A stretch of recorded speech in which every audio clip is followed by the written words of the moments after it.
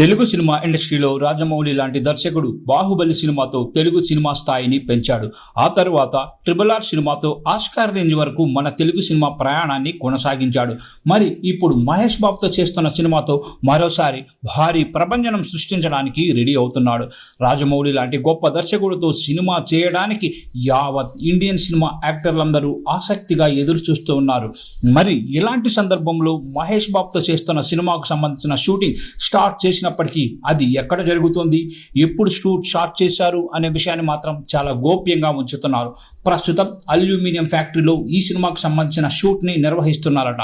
మహేష్ బాబు మీద కొన్ని సీన్స్ని చిత్రీకరించే ప్రయత్నంలో రాజమౌళి ఉన్నట్లుగా తెలుస్తోంది.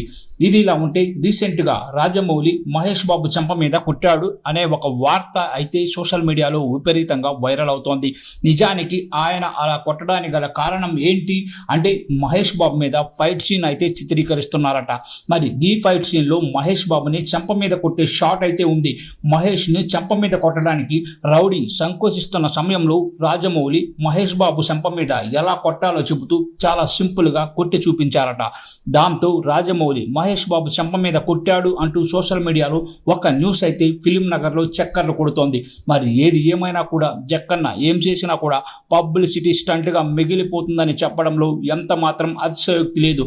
మరి షూటింగ్ స్పాట్ని చెప్పకుండా రహస్యంగా ఉంచుతున్న రాజమౌళి పబ్లిసిటీ కోసం మహేష్ బాబు చెంప మీద కొట్టాడు అనే ఒక న్యూస్ను మాత్రం విపరీతంగా స్ప్రెడ్ చేస్తున్నాడు అనే వార్తలు కూడా వినిపిస్తున్నాయి.